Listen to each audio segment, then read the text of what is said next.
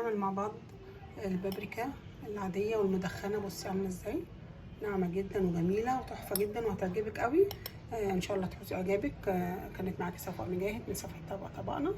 لو اول مره تشوفي القناه بتاعتي ادعميني بسبسكرايب، فعلي معايا القناه يوصلك مني كل جديد. كل عام وانتم بخير. السلام عليكم احلى متابعين، يا رب تكونوا كلكم بخير. اليومين دول الفلفل الالوان او الاحمر بالخصوص رخيص.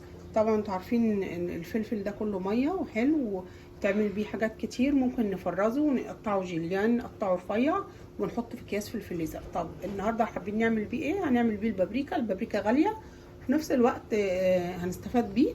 عندنا كميه كده زي ما انت شايفه، قطعناها بالطريقه دي اللي انت شايفاها دي كده جوارح.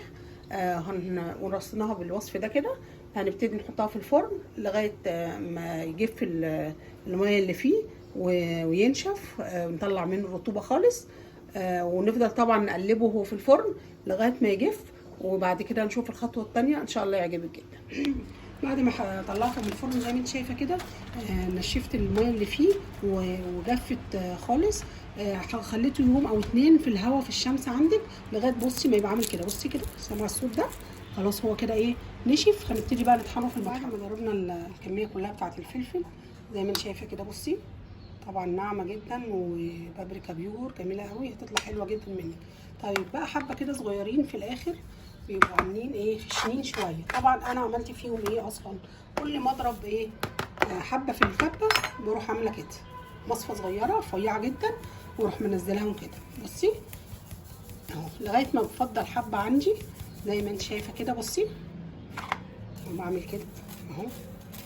حبه الخشنين دول او اللي هم مش عايزين يتضربوا في الكبه، بحطهم في طبق على في البلكونه او في حته متهويه لغايه ما ينشفوا يطلعوا منهم الرطوبه.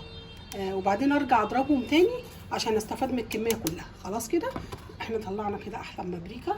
يلا نشوفها بقى هنعملها بابريكا مدخنه ازاي. يلا فحمايه زي ما انت شايفه، وننفخ فيها جامد كده لما تبقى هي جمره زي ما انت شايفه كده. بصي حمراء قوي اهي. نحطها كده اهو في اناء المونيا او ستانلس، ونروح حاطين عليها نبخ عليها شويه زيت اهي شايفه كده اهو. واروح حاطه بقى ايه البابريكا تمام زي ما انت شايفه، واروح عامله كده بالورق الالومنيوم وكده. احنا ايه تمام كده 10 دقايق، مش اقل من 10 دقايق. تشرب طبعا من الريحه الجميله. وادي كميه البابريكا الثانيه اللي هي من غير شواء، يعني اللي هي مش بريحه الشواء، اللي هي مش مدخنه. المدخنه دي طبعا هتمشي معانا بقى ايه في الشواء. وكل عام وانتم بخير، هتبقى حلوه جدا وطبعا نستعملها اكتر. طبعا اديك شايفه، شفتي الطريقه ان شاء الله تحوز اعجابك. وكميه كبيره جدا انا طلعتها. كانت معاكي صفاء مجاهد من صفحه طبقنا.